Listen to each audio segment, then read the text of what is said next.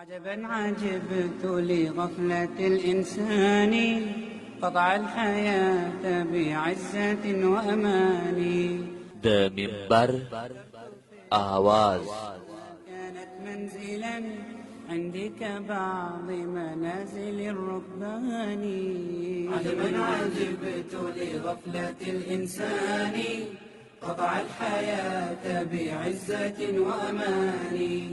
فكرت في الدنيا فكانت. د تعلیم الاسلام رادیو قدرمنو اوریدونکو د منبر آواز د خپرونې په سلسله کې اوس تاسو پام راړو د محترم مولوي عبدالرحمن سمیم صاحب و اصلاحي بیان ته. په دې هیله تر اخري شیبو ملتیا وکړي. فإلى متى كلفي بما لو كنت تحت الأرض ثم رزقته لأتاني. أبغي الكثير إلى الكثير مضاعفا ولو اقتصرت على القليل كفاني. عجبا عجبت لغفلة الإنسان قطع الحياة بعزة وأمان.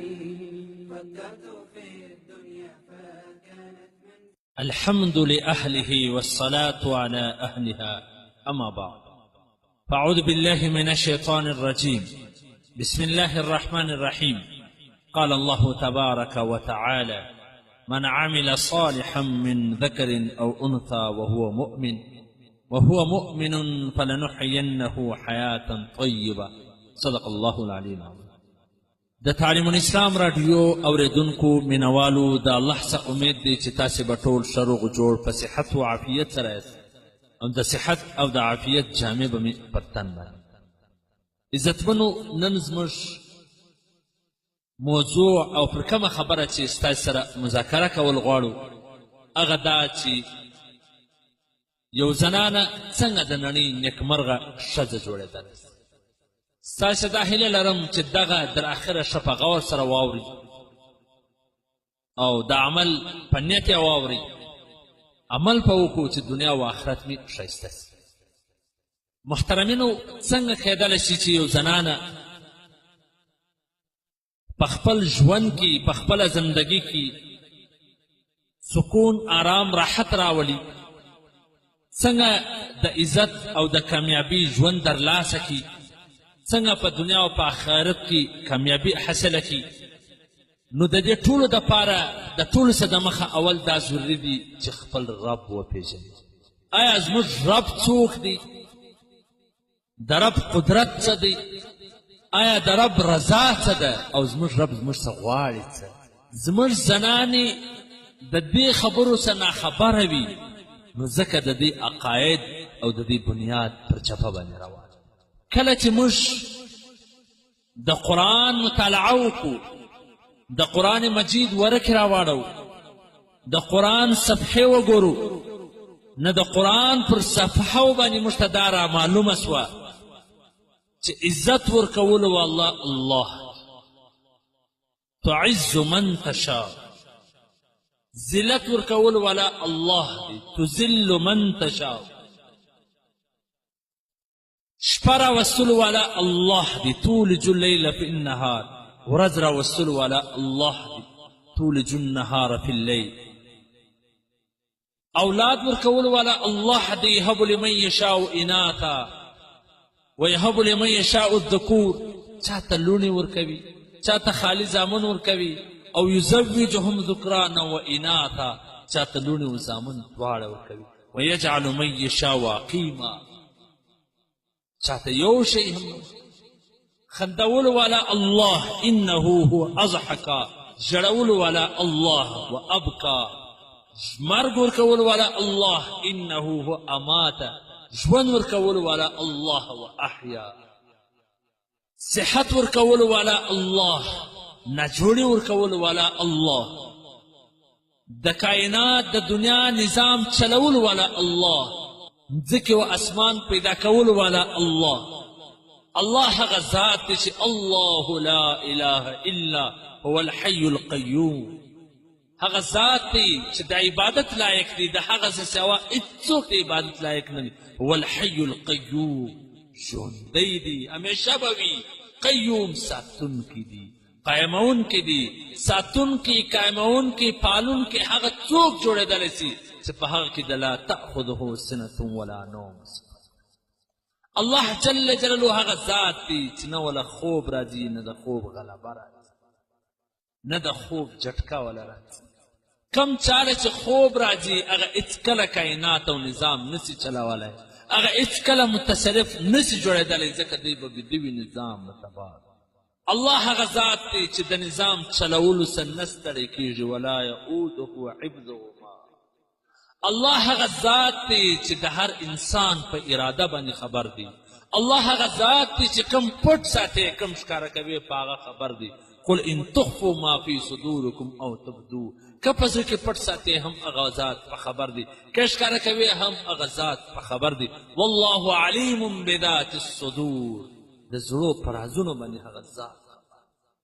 د دنیا د مځکې پر سر چې څومره درختې دي، الله جل جلاله په خپل کلام کې فرمایي وما تسقط من ورقة الا يعلمها، چې څومره درختې دي، څومره پاڼې دي، چې هره پاڼه مځکې ته رایله کېږي، د هغه ذات په علم.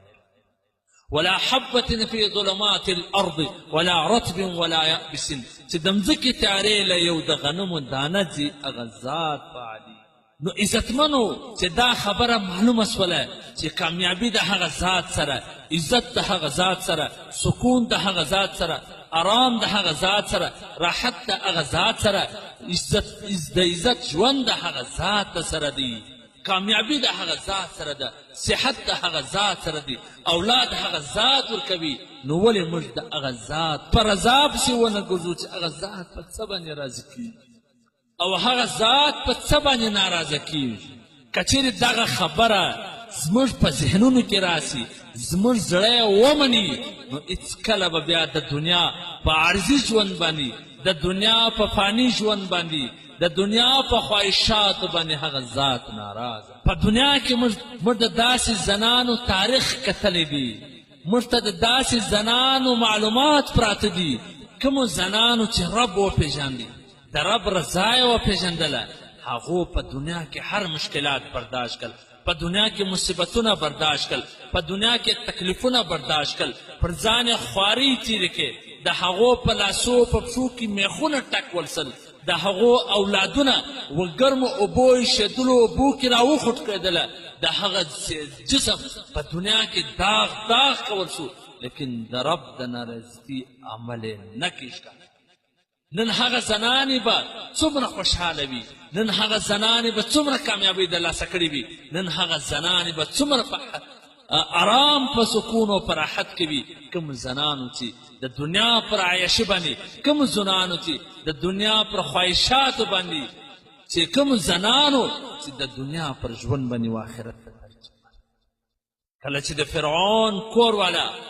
مسلمان سوله، رب یې وپېژندي، د دنیا حقیقت ور معلوم سو، د آخرت حقیقت ور معلوم سو، بادشاهت یې وغورځاوی، د شاهي زندگی یې وغورځوله، د دنیا عرضي ژوند یې وغورځاوی، د دنیا فرنیچر، سره زر، سونا، د دنیا غالي، د دنیا آرام او راحت والا لباسونه یې وغورځوله. فرعون چې ولیدله چې د ده کور والا اسیا مسلمانه سوله، هغې دا اعلان وکړي چې آمنا برب هارون و موسی، زه د هارون او د موسی پر رب باندې ایمان. هغې ته دا ور معلومه سوله چې رښتینی دین دا دی.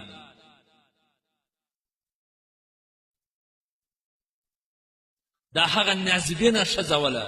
دا پر فرعون داسې ګرانه وله چې د فرعون دا اعلان و چې چیرې کښنۍ پې داسې مړه کوي یې، لیکن د دې د وجې سه موسی علیه صلات وسلام چې په ماشومتوب کې و د دې ناز یې وی هغه یې پرېښود.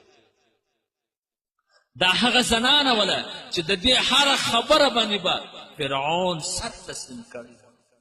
لیکن چې کله دا حقیقت ور معلوم سو، کله ایمان راوړي، کله اسلام راوړي، کله الله وماني، نو د امتحان شپې شروع سوه. فرعون حکم وکړي چې و جیل ته یې ورواچوي. هغه ښځه چې شاهي دربار کې یو ملکه ور روانه وله، نن هغه په لاسونو او په پښو کې اتکړۍ دي، زنځیرونه دي، جیل طرف ته روانه. نن هغه دربار چې دا ملکه کې ولاړه بوله نن مجرمه کې ولاړه لاسونه پښې ور بند کړي دي فرعون وویل چې ویل په کوړو باندې کوړې باندې وولله چې د دې دماغ ځای ته راسي فرعون ویله لیکن د هغې په زړه کې د الله محبت لوېدلی و د هغې په رګ رګ باندې د اسلام حقیقت ننوتلی ولو هغې د دنیا پر ژوند باندې آخرت ته ترجیح ورکړې وله هغې په جواب کې ورته چې ای فرعون فقض ما انت قاض چې څه کولی سې هغه وکړه اوس ما هغه سوناوې پرېښولې د دنیا عیش و عشرت مې پرېښوی د دنیا هغه کم رنگ و روغن و هغه مې پرېښوله د دنیا فرنیچر د دنیا ښایسته ښایسته خونې مې پرېښولې چې څه کولی سې هغه وکړه فرعون چې کله وکتله چې هره حربه بېکاره شوله نو بیا وویل چې دا راوتړوئ پانسې یې کړي دا هغه زنانه ده چې د باچا په کور کې ده لیکن رب یې وپېژاندی د رب حقیقت یې تسلیم کړي د اسلام حقیقت یې په رګ رګ ننواتي نو هغه په جواب کې څه ورته چې وایې که چې څه کولی فرعون ظالم چې د دې په یوه اشاره به سر تسلیم کړی ولو هغه نن راولاړېږي د اسیې په لاسونو کې میخونه ورټکوي په پښو کې میخونه ورټکوي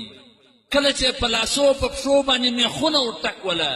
پر تخته باندې میخونه ټکو دا یې پر پرېیستله غټې غټې ډبرې پکښې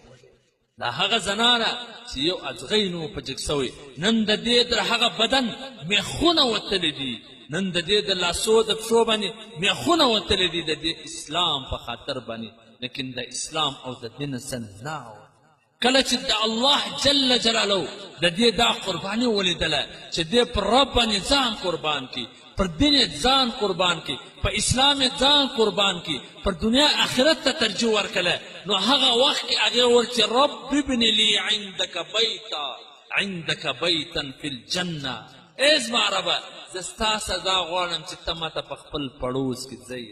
او نجني من فرعون وعمله ونجني من القوم الظالمین د دا ظالمانو څخه ماته نجات الله جل جلاله د دغه زنانې چې پر دین باندې هر څه قربان کړه د دنیا عیش و عشرت یې پرېښوي د دنیا هغه رنګیالیان یې پرېښولې د دنیا هغه آرام آرام پلنګونه یې پرېښوله د دنیا هغه ښایسته ښایسته خونې د دنیا هغه سروز و سامان یې پرېښوي د دنیا بادشاهي یې وغورځوله الله جل جلاله هغه مرتبه ورکړله چې په جنت کې به د محبوب پیغمبر صلی الله علیه وسلم په کور کې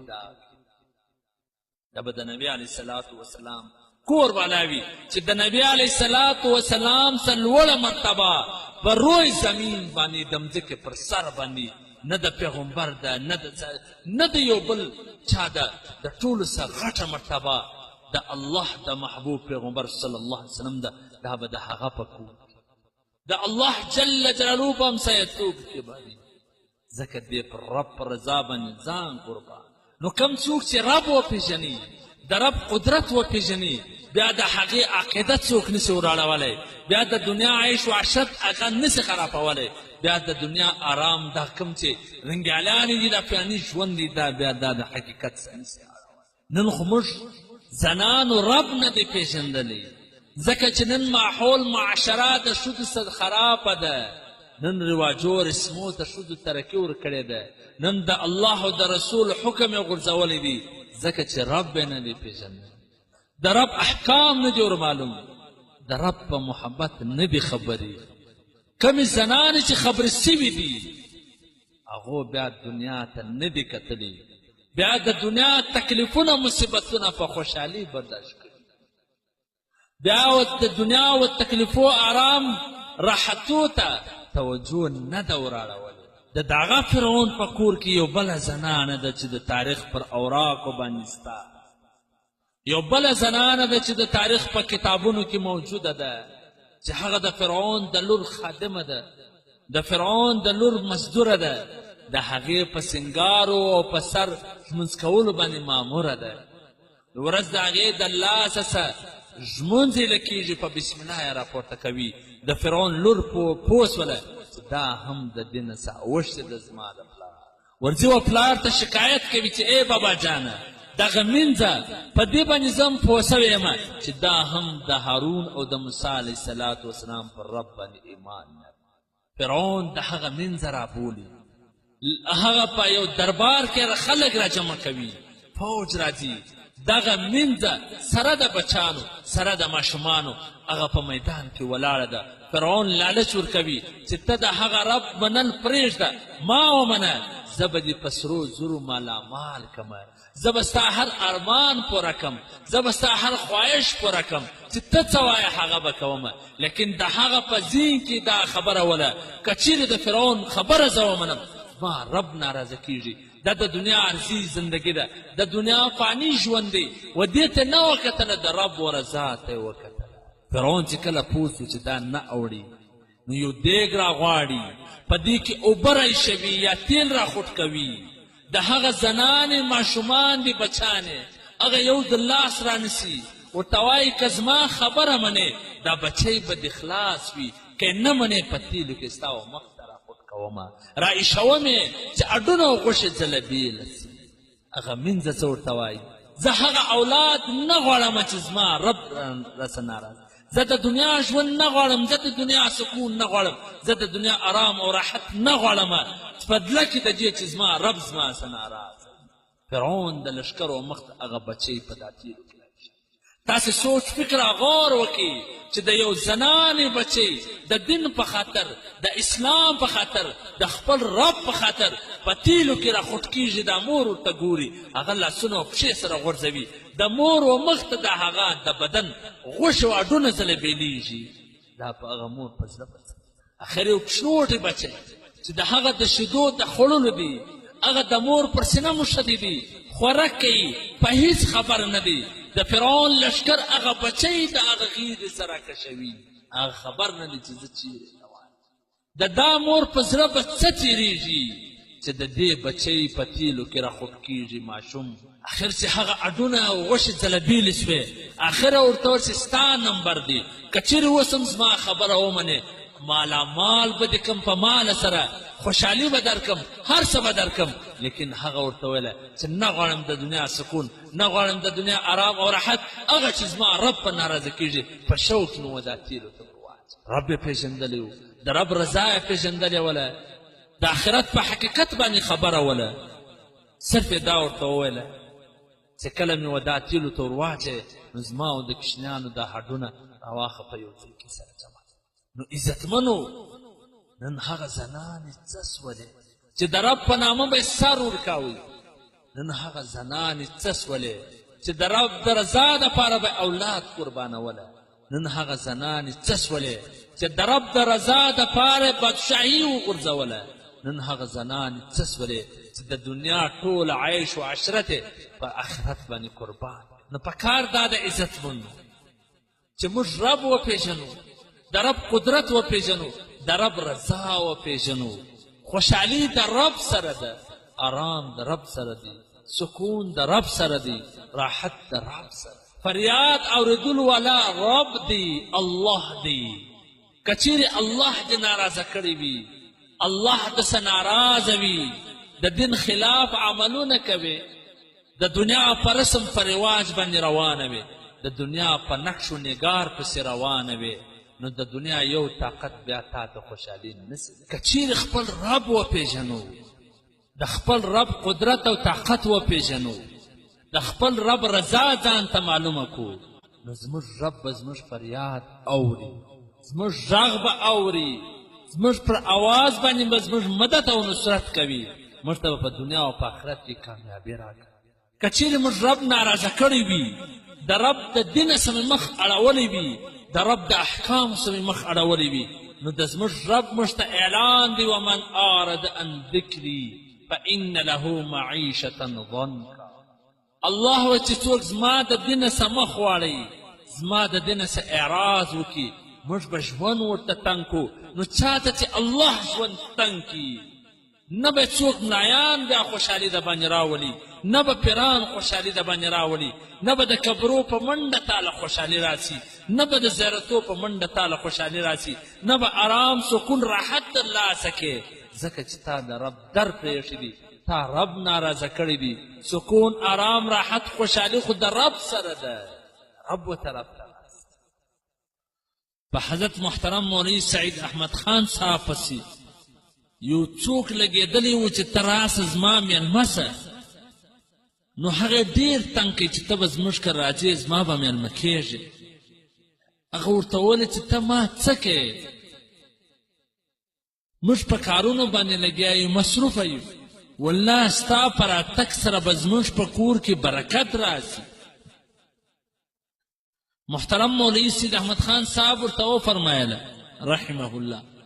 چې ستا په کور کې 5 وخته لمونځ په پابندي سره کېږي هغه ول کمزوري ده ستا په کور کې د قرآن تلاوت کېږي هغه ول کمزوري ده ستا په کور کې د الله جل جلاله ذکر کېږي هغه ول کمزوري